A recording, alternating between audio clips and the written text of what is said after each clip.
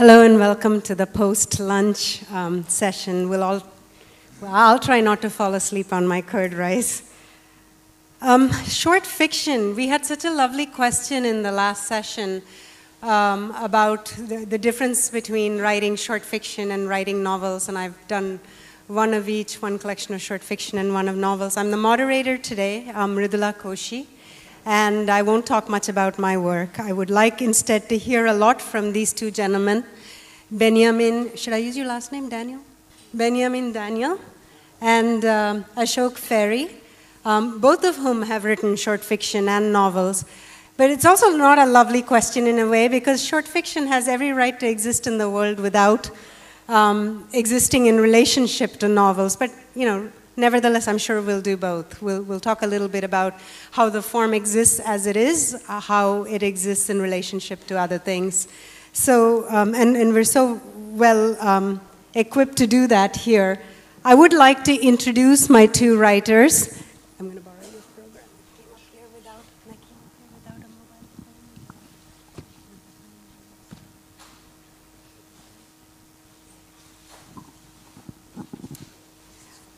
phone. Benjamin is a novelist and short story writer. His book, Adu Jeevitham, Goat Days, was an overnight sensation that won him the Abu Dhabi Shakti Award in 2008 and the Kerala Sahitya Academy Award in 2009. The book is now staple in syllabus of schools and universities across India. The Indian Express named him as one of the 10 best young writers of 2011. Benjamin moved to Bahrain in 1992 and has been working there since. His work has frequently appeared in Malayalam publications in Kerala and deals with the life of Malayalis in the Gulf. Ashok Ferry is a writer and illustrator. Two of his books, Kolpati People and The Good Little Ceylonese Girl, were shortlisted for the Gratian Prize, Sri Lanka's premier literary award. Kolpati People is currently the biggest selling book of adult English fiction ever published in Sri Lanka by a local author. His third book, Serendipity, was shortlisted for the State Literary Prize. Ashok is a guest lecturer at the Sri Lanka Institute of Architecture and the host of his own TV show, The Ashok Ferry Show, an arts program on national television. In his spare time, he's a personal trainer to the rich and infamous, and he has the muscles to show it. I would love to begin with just talking about short fiction and how you experience it. When you set out to write short fiction, does it look a particular shape? Do you have a particular size to it? Are there very specifically short fiction things that you do in your short fiction? Go ahead. For me, I think my short fiction has to be very short. I hate writing a short story of 15 pages.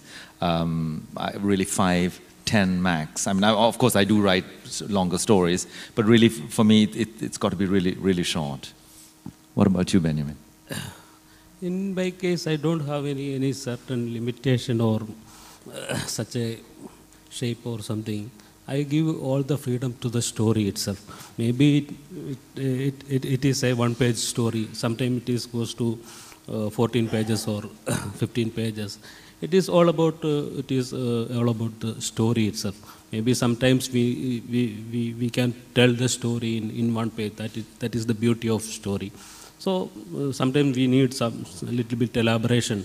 So, but it's not a limitation you set on yourself, is it? I mean, you don't find there's a pattern in how you're, because my stories, yes, sometimes I've had 1 or 2 page stories, and then I've had, like, you know, your resins, pebbles, I think is about 4,500 words maybe. So yeah, in English you are telling always in words. We are in Malayalam always with pages. It's different. A4 pages, 10 pages, 15 pages, like that. Right. This is what I cannot predict when I start the writing how it will be, or what will be the form or style. Or but when you're from done left and you to right, back on top to bottom, I am giving all the freedom to the story itself. I don't want to fix a certain limitation or something. For me, I feel unhappy if the story is too long. It's a strange kind of anal thing. Because then I feel perhaps it should have been a novella or a novel, or should have gone in that direction. Or do you think it's because you have a short attention span? This is Definitely. what our program no, says. Definitely. Really? No. See, I was taking umbrage. I felt kind of insulted on behalf of readers of short fiction, because the program describes our session as about short fiction, and is it the ideal form for people with short attention spans, which is, I think some of you in the audience must be here because you read short fiction. So do we, writers of short fiction, do we readers of short fiction have short attention span? You think yes. Well, I think the honest thing is that I'm a lazy beggar. So you know, if you can say something, if you can say what you want to say in that short span of time, good on you. You know, why fluff it up? I mean, quite often you read a novel, you begin, and after page 15 you realize this guy's just embroidering, you know. There's lots of little flowers and fruit and trees and stuff. It's not necessary. You know, if you have a certain thing to say, say it. That's my view. It is just like a single snap shot of picture like that. In the short story, we don't want to elaborate much. That is very important thing. If you are going for the details, it may spoil the short story. That is, if you are in a novel, we have a freedom to detailing the things, and we can elaborate the things and all. But in the short story, we should be in a short form. That is the best idea. But in the same time, we should, in some area, we should elaborate something. Otherwise, it will not convey to the readers. So that is the way I'm writing. Grezan's Pebbles again. Am I pronouncing that right? Grezan's Pebbles? Your short story, Grezan's Pebbles. Yeah. I'm pronouncing that correctly. Yeah, Pebbles. Yeah. Okay. So this is set in Kallugal in Malayalam. Gesande Kallugal. Yeah. Okay. The sand pebbles. It's set in Palestine. Palestine. Yeah. Yes. Most of my stories, as I told yesterday, it is for the expatriate life story. At the same time, who are in exile also. This is the story from to outside view for the Palestinian life. A Malayali guy is working over there in a hotel, and what he is seeing in his life with one of his friend Ghassan as a tourist guide, and he's also a Palestinian guy, and his friend Ahmad from Palestine, and how their relations going on, and what is their life in day-to-day life affairs. This is what I am trying to tell in that story, Ghassan's Pebbles. Pebble is a metaphor, or because they are fighting with the pebbles. This pebble is in the story small, that the people leave it in the tombs. That is the custom there in right. their. But it's also the pebble that we know Palestinians throw. Palestinians only having as a weapon. The same time they are fighting with pebbles, and they have a tradition of loving as a love to the dead people. They are giving these pebbles. So in two ways the pebbles are meaning there. This is what I am trying to tell in that story. In all of my life, maybe in last 12 years of life, maybe only 25 stories I have written, and another 5 novels. I think I am more comfortable in novels. It is very difficult to write a short story. The most interesting thing to me about this particular short story is that you numbered it.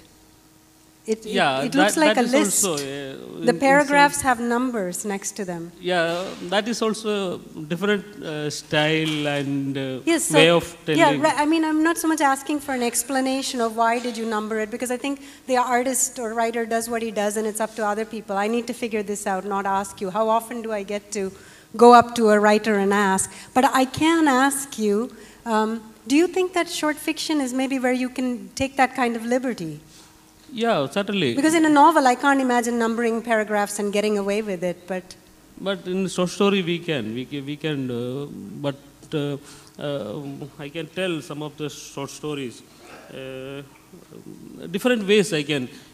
One of my short story named Tavo Manushin, Tavo Man, or Vastu Purishan is another short story.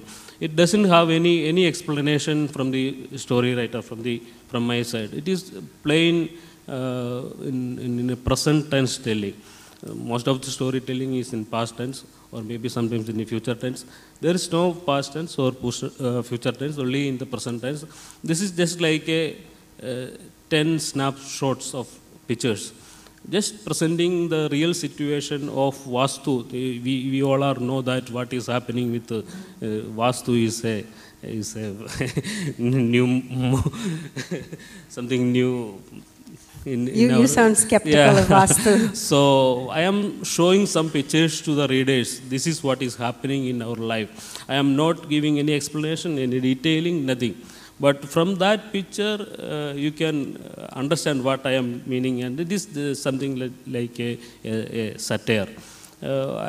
Most of my short stories are in the satire mode, and but in Gassan's Bible is entirely different one. Or if I am going for Addis Ababa, one of another my story. That is also a story of an Ethiopian girl who lives in exile life because of their internal rights and all. So I am focusing such as stories, but most of my short stories are in satire mode. I think you have quite a lot of satire in your work. Yeah, huge amounts. Even when I'm serious, this kind of black kind of thing creeps in. Actually, to tell you the truth, I hadn't realized that I wrote like that. Is after that first book, which I expected was, I thought it was very serious. And then people started saying, gosh, and you made that comment yesterday about gruesome humor or whatever it was. And it's true. It's just you have the one story where this boy sleeps with this girl and spends the whole story worried that he will be killed. Without giving away too much of the ending, it's somebody else who gets killed. So yeah, there's a lot of killings, and they happen in these macabre. So this very silent figure throughout the story. I'm Sri Lankan, you see, where we're experts. Tell us a little more about satire, and why satire, and why short fiction perhaps lend itself to satire, or do you write satirical novels? I haven't read your satirical novels. I think the novel Serendipity is almost entirely satirical, the whole thing. I don't know, is it a safer form of writing in the sense that, you can get away with more with satire? I really don't know, but I find it sort of painful almost to write straight fiction or straight any type of writing. The satirical thing tends to creep in. I really don't know why, but it does. All types of humor, not only satire. I think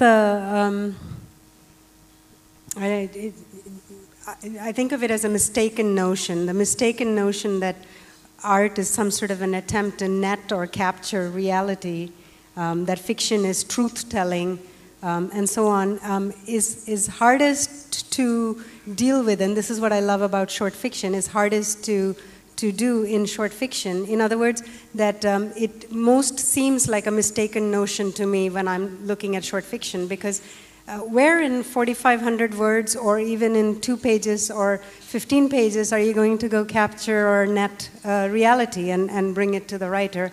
In fact, so much of, I think, short fiction is about doing, each story for me is an opportunity to restructure entirely reality, to represent it, and to, as you said, not do straight fiction, if I'm understanding you in my own sense correctly, then to kind of give a little angled slice of life, rather, humorously, satirically, numbered, experimentally, so that the great pleasure of short fiction to me is that you get many stabs at it. Also, I think there's this, I've discovered this. Sometimes the story is too big for a novel, and only a really short piece of work will do. Do you know, in a novel you would get lost trying to deal with that subject because it's so huge. I found, in the story that I'm going to read later. Sometimes you can tell more by Yes, telling less. If you give a little bit of it, the reader might... Yeah, and then they can run away with the imagination of the whole thing. You just give one single jewel, and that's enough. I think in Grezan's Pebbles, Palestine, the location of the story, and then Israel and its presence in Palestine, the pebble, the two ways in which it acts, it in tradition laid at the tombstones of the dead, and in life now in the hands of people who are throwing it. This is huge. Some people would say it should have been a novel, but I felt like it was quite effectively done in your short fiction. And maybe one of the effectiveness is that short fiction calls for silences in a way that novels don't. And your story is very silent. It doesn't tell you what happened. Yeah, I am always interested in politics, and my stories are telling about the politics also. But political part of the story always be in silent. I never, I will not explore the political side of any of the story. If you go through one of the story, two army men in another Arabic story. This one, രണ്ട് പട്ടാളക്കാർ മറ്റൊരു Arabic കഥയിൽ. Two army men in another Arabic story. We can translate like that. This is all about two American military men standing in a highway patrolling, and it is their fear. What they are feeling about each person reaching to them. Maybe he's a Hezbollah, or he may be Al Qaeda, or he is a bomb blaster, and that is the. But that is the basically that is a story about the invention of Americans in Iraq. But at the same time, never I mention the invention or any of the political strategy. Or this is what I am trying to do in each of my stories. I do have another story, the Argentinian jersey. That is almost a political side of Latin America. But it is all about the football and its jersey and all about. But always I am keeping silent of the political side. But it is, I think the reader can understand from the story. You think the silence speaks in the story? Yeah, silence speaks in the story. This is what I am trying to do with the short stories. And of course, with satire, you say absolutely the opposite of what you mean. So you hope that politicians don't read books or whatever. If you want to comment on stuff. So maybe satire is another kind of silence. It is, absolutely. You said it, yeah. I think so often what is not said is more interesting than what is said. Okay, so some technical questions. I notice that you have these crazy first sentences in your short stories. Are they crazy? They're crazy. Like you have this, the crazy title, Oh No Roger, Oh No Roger. And it's what happens when a man and a woman get together and there's bumping sounds in the wall, and followed by a short exclamation, oh no, Roger, oh no. It's a true story. This is what comes from snooping. Yeah. Eavesdropping on your neighbors. Well, no, I mean, I was a builder, and builders are the biggest snoops on earth, because you're in other people's houses, fixing up their houses, so you want to know what's going on. To the customer, you're invisible because you're just the builder, but we watch. So this story is, I think, the one that begins, then Jesus asked, who did the tiling? And I was immediately drawn in. And then I noticed this in a couple of other stories too. These first sentences that, who is Jesus? Are we back, in Palestine? Or and why would he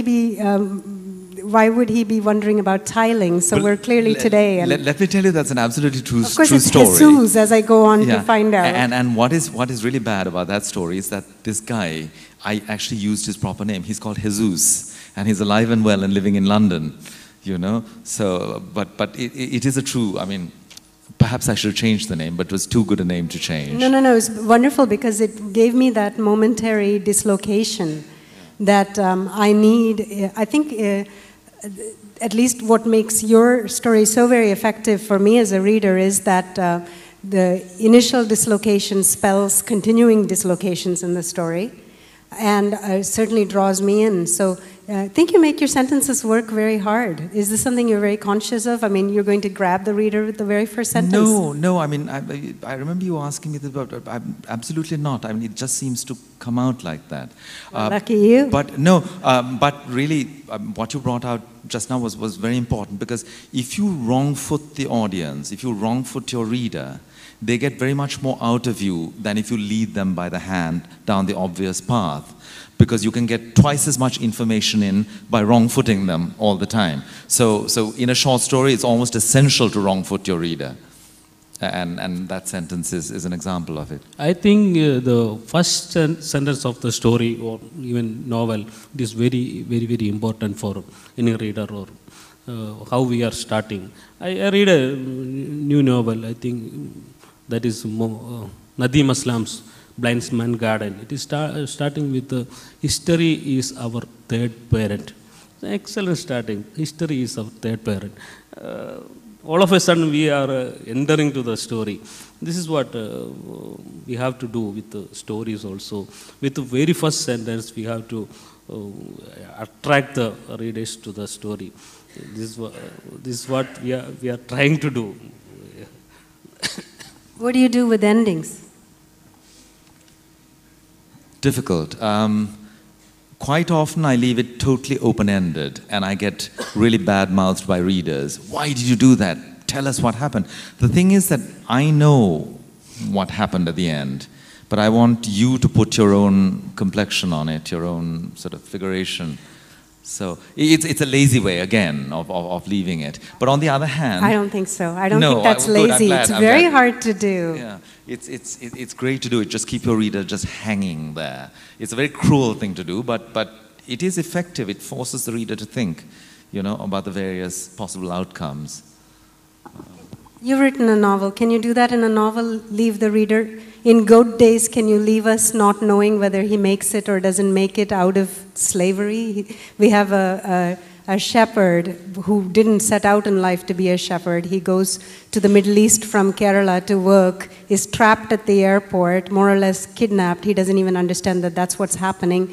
And then held in slavery to do this kind of hideous goat herding work, and that's where you have the Goat's Life title in Malayalam.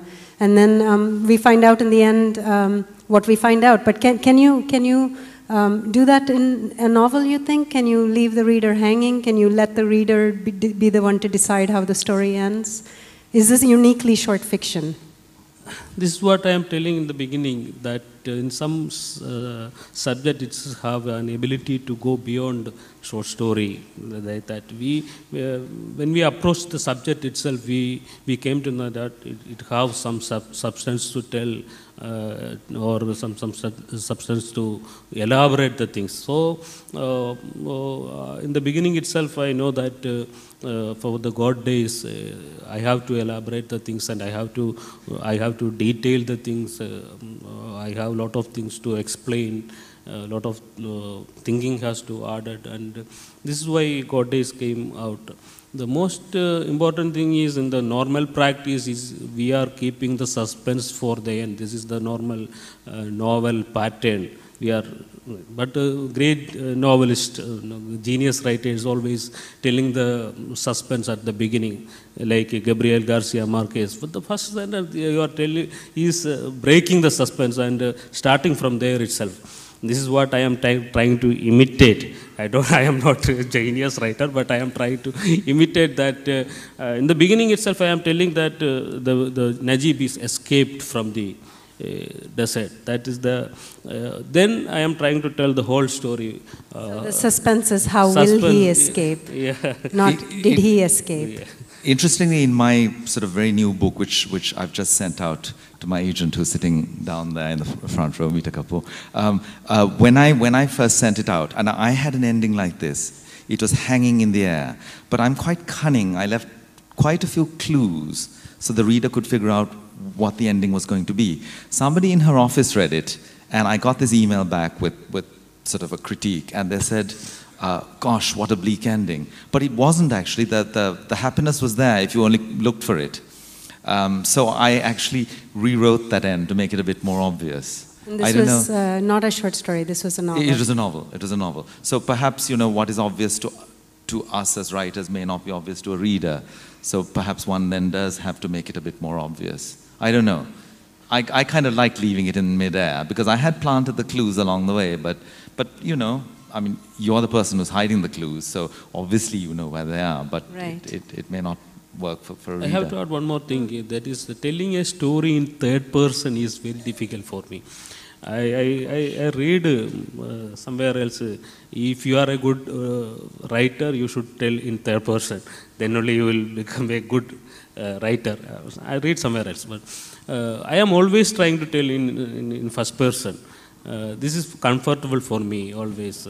But telling in story in first person is you have to conceive the story in that much. Otherwise, it will be a big flaw. For me, it is very difficult for telling in the third person level, using he and she and like that. But I am always I am. I am always in I am. That's why I don't know. What about you and Mrudula? No, I actually. I couldn't agree with you more. I tend to end up, especially short stories, writing them all in the first person and then forcing myself to change it into the third person or every once in a while into the second person, which is a beautiful form. But you know, otherwise it's always me, you know, it's wearing on the reader, taxing on the reader, I think. Yeah, I did a story in second person only once, and I really enjoyed that experiment, but I can't imagine repeating it very often. You can't sustain it, no. It's difficult. You I read a Malayalam novel, it is I as a third person. Very interesting thing. The person, I as a third person writing. It is very difficult to write. I cannot explain how he wrote that one, but it is excellent novel. I as a third person. It is. so novels can be experimental too. See, I strongly feel that short fiction is more. Time of experiment is over, or I think the time of experiment is over. That is in the modern era, okay. But in the postmodern, the readers need the story. Moreover than the style, experiments and all. They need the story. I think experimental fiction works quite often better in a short thing simply because of this short time span of the reading. So it's not so wearing on the soul. If you have 800 pages in experimental form, you have to really struggle through it. Whereas if it's a short thing, quite often, you know, you get the desired result. And your audience gets it too, but they don't have to work so very hard and plow their way through the 600 or 700 pages of experimental stuff. I don't know. Does that make sense to you? I'm evangelical about short fiction, so I don't think it's the easier form or the one that lets people off lightly, writers or readers. I love it. I find it so easy. I can write short stories in my sleep, and I find novels extremely difficult, and I had to work really hard at novels. So I'm kind of weird in that respect. One last thing then before I let the audience hear excerpts from your books. Reading from? Yeah. So this very last thing I want to throw out is I think that to the extent that when I write, I'm writing all different structures, you know, all different points of view, sometimes first person, sometimes third person, and sometimes in the present tense. I've written a story and decided all wrong in the past tense, gone back and rewritten it all in the present tense. It might sound like I'm writing a very different story each and every time. And I was able to sort of look back at my writing and realize I'm just writing the same story over and over. I wonder if that's true for you. And I say, I'm going to look at you, Benjamin, because I read on the web that you said you never write the same story twice. Yeah. You said that, didn't you? That sounds so grand. This is what my intention. If I am repeating myself, or I am imitating myself, if I am the wrong person to write as a writer. I should not imitate or I should not repeat any, even by subject wise or even by the style itself. I wrote God Days and it is well accepted. I can write another 10 same story in the same mold. We are making a mold for each and every story. We can then if the mold is there, we can put another more stories in it and we can release. But I don't want to keep the same mold again and again. I am trying always break the mold and make a new mold for new story. So this is what my time is always I am spending on for new style or new way, because I don't want to repeat myself. This is what my ambition as a writer. I don't want to become a big writer, but I don't want to repeat myself. I think quite possibly we have all different kinds of writing in the world, and my feeling that I have just basically only one story to tell, but I swear I think I do work very hard at trying to tell it differently each time, in part to figure out for myself if there's something more in this one story, whereas you have many stories and you're bringing it to the reader in many different forms. Shall we read then? Yeah, you said. I'm going to read a really short story. Can I say something about this particular story? Sure. Earlier, somebody, I think it was you, Benjamin, you said something about the big inside the small, so that you have within the short story the possibility of very big stories. And everybody's very familiar, I think, in the Indian reading public. I grew up educated here. We all read The Gift of the Magi, which is our short story that we study as the ultimate short story, O. Henry's Gift of the Magi. Yeah. And it's about the small intimacy of two people, and how even in that small intimacy there can be that gigantic misunderstanding. But the story you're going to read, I think, to me, is just a very gigantic story in short fiction. Yeah, I think it's an example of what I was saying earlier. When the story is too large, quite frequently a little bit works much better. Okay, you were the one who said that. Yes, yeah. I'm sorry. This is a story about the Sri Lankan tsunami, or it's a tsunami, shall we say, of 2004, which affected us a huge lot. 40,000 people died. It's about a woman who has a split second to decide which child she rescues. And it's a true story. It's called Last Man Standing. The Admiral watched the woman in the blue t-shirt feeding her two children. She was cutting up bacon for the younger one. The elder boy was flicking cornflakes around the open pavilion that served as a hotel dining room. It was too early in the morning for children. The Admiral looked glumly down at his plate of sticky rice and curried tuna. He was a very important person. He wore national dress at all times, the white tunic, the white sarong. So it was only natural that the hotel should choose to honor him with an ethnic breakfast. All the same, the bacon smelt wonderful. But noblesse will oblige, and the Admiral plowed on through his glutens. He could hear the manager of the hotel. "We're very pleased to have you back with us yet again this Christmas," the manager was saying to the woman at the other table. "How many years has it been in all?" 14, she replied. "Enjoy your meal." With great dignity, the manager removed a cornflake from his ear and retired, avoiding the Admiral's table altogether. The little boy burped. The woman giggled, and the Admiral stood up sharply, his chair falling back in outraged sympathy. Just then, the sunlight in the pavilion began to dim. Somebody was trying to turn it down so the real performance of the day could begin. And right on cue, the wave appeared in the far corner of the dining room, the roaring grey ghost at the Boxing Day feast. The elder boy was the first to react. He sprang up and faced the wave in a half crouch. Then he hurled his bowl of cornflakes at it. The woman screamed. Instinctively, she put her arm around the younger boy. The older one ran towards her, and she gripped his hand, thinking, "Please God, may I be able to hold on to them both." The head of the younger boy went under, and with a supreme effort, she managed to lift him above the surface of the water.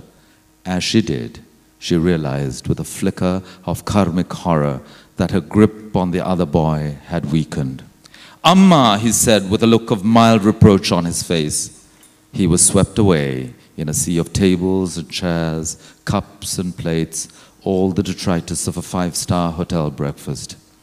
That single word he spoke, that look he gave, would come back again and again to haunt her in the sleepless long night of the rest of her life.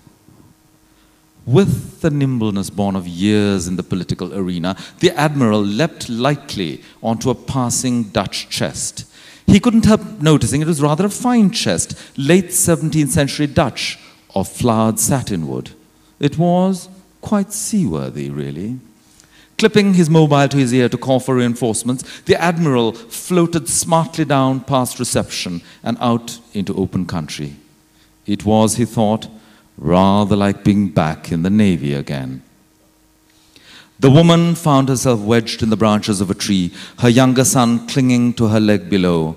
The rough bark felt strangely comforting, and she put her bruised face against it. She had swallowed so much mud and seawater, she felt as if all the ills of the world were within her. There was no sign of the other boy. She saw a figure floating towards her, its milky cataracted eyes staring ahead, its grey hair spread out in a fan behind. "Over here," she cried. "I'm over here." But it was only a corpse on a log, drifting by, wide-eyed and serene, on its last journey home. The woman looked about her at the empty sea, the cruel sky. She thought of all the things left unsaid and undone in her life. She closed her eyes and was so very sorry. And then the second wave. A single chopper flapped in the sky, an unwieldy bird of prey looking for carrion, and 3 pajeros raced up to the preordained piece of high ground where it landed, offering up their choice morsel of humankind. And then they roared away again. And if they didn't seem to hear the moans of the bodies struggling in the mud all around, perhaps it was because their tinted windows were up, and perhaps their air conditioning was on. From his seat, high up in the air, the Admiral looked down on the lashing, curly-whirly sea below. All men are born to die, he thought, with genuine regret. He clipped the buckle of his seatbelt tight, placing his fingertips precisely on it. But some men sooner than others, some sooner than others. The woman sat on the steps of the hospital where they brought her with her younger son. Every time a lorry drove in, she ran to it screaming. The bodies were toppled off gently onto an ever-growing pile. I made the wrong decision, she thought. How much better if we had all died in this together. But she hadn't died. She had been left to live with a far more difficult task of grieving. As daylight faded and her hopes dissolved into the sooty blackness of dusk, the last lorry rolled in, but there were only more bodies on it. She turned to go when the passenger door of the cab opened and a small figure slid wordlessly to the ground. It was really too dark to see his face, though she didn't have to, because she could well imagine the look of mild reproach on it. Thank you very much.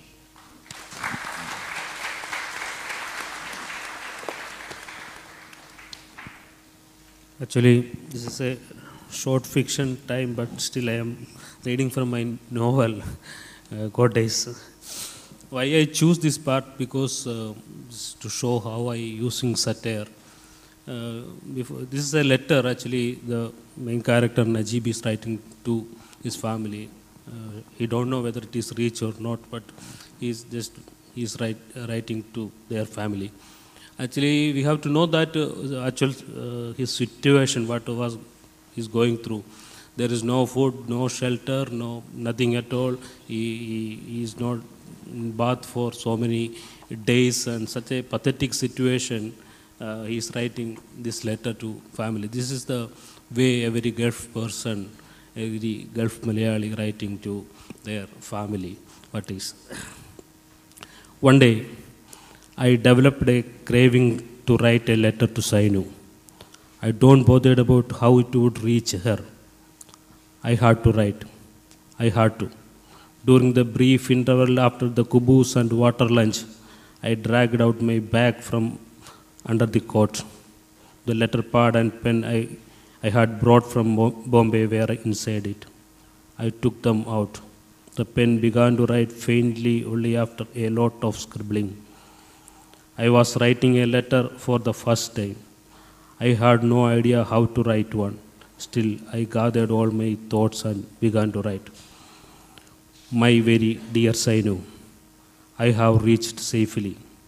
I could not even write a letter because I was very busy with my works. I know you must be worried. Don't worry. Your Ika is comfortable here. I am in a big farm that produces milk and wool. It is a good job. I don't need to do anything. The mission take care of everything. I supervise the work around here. My Arbab likes me very much. He likes my work and often give me presents. I stay in a very expensive place. Sitting on my cot, I can see everything that is around us. It is so beautiful. Ah, the food. How many new and unseen items the Arbab brings for me. I started writing this letter after eating kubus with chicken curry and mutton masala and a glass of pure milk.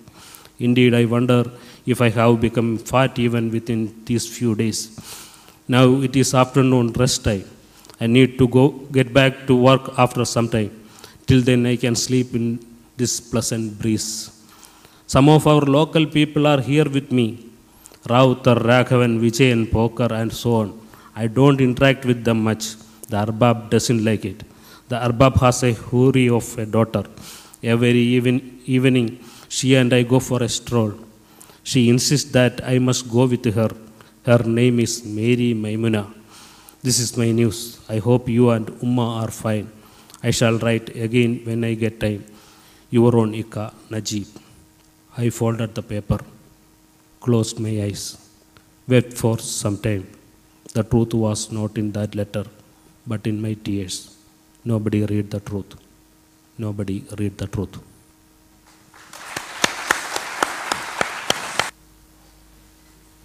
What days is you have written? I think it's you got it from the story. You got it from a true story. So how much is it is true and how much is your imagination? Very difficult to tell. Telling the truth behind the story is like I am revealing the secret of magic, like that. Don't reveal actually. The real thing is there is some true element is there and some fiction element is also there. But in a certain stage, after in a writing stage, both are mingling together, and now I cannot segregate which is in truth part and which is the real part. This is how the novel is written, or this is the way the novel has to write. Because this is the way I am trying to explain that it is just like a light is passing through a prism.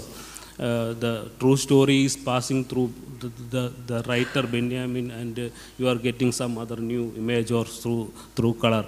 So this is the way I adopted. I am always telling that the experience of Najib plus thinking of Benjamin is equal to the God days. This is what I am trying to tell always. Thank you. Whether you were appreciated for exposing facts or you were criticized for it. Sorry? Whether you were appreciated for exposing facts or you were criticized. I think I am appreciated very much. That's why I got to Kerala Sahitya Academy Award and many other, another 15 more awards. And all this time, my book Goddess is in Malayalam well accepted, and it is the 50th edition came out. So I think I am accepted well. One Even more question. translation also, Tamil, Kannada and English also came out. And so from some certain area, certainly some criticism, some was there. You are trying to blame all Arab nations and like that, but it is not like that. I convey them. It is something else. One more question. Okay, gentleman in there. My question is directed to Ashok Peri. So, can a good novel be considered as an extension of... We can't hear you. Sir, can a good novel be considered as an extension of a short fiction? Because usually it is seen that... We'll take that question, and then if you have a part two, maybe we'll see about time. I don't think so. I think they're two quite different fish. I think you can sort of bump up a biggish short story into a novel, but it would be more like a novella. I think a novel is quite different and has many more. A novel is technically much more complex, but not in terms of inspiration or writing. I think they're the same level of difficulty. Because I've seen I have a signal. I'm so sorry. You'll have to hold your question till we leave, and the writers will be available outside. Can I have your book? Yes, your book. Good days. Okay. We have a situation here where Benjamin's novel is available, but his short stories are not. And I was very privileged to read the short stories that are available in translation in English, but not published yet in English. If you're only an English reader, this is as good as it gets. But even if there was nothing else, this is probably one of the best novels I've read this year. Goat Days by Benjamin. And Ashok Ferry has a number of books available, including The Good Little Ceylonese Girl, a collection of short fiction. I'll hold it up for a second longer for the cameras here. Please head out, pick up copies of these books, talk to the writers. If you have more questions, they're out there and they will sign your copies. Thank you, because I think the next session needs to get started.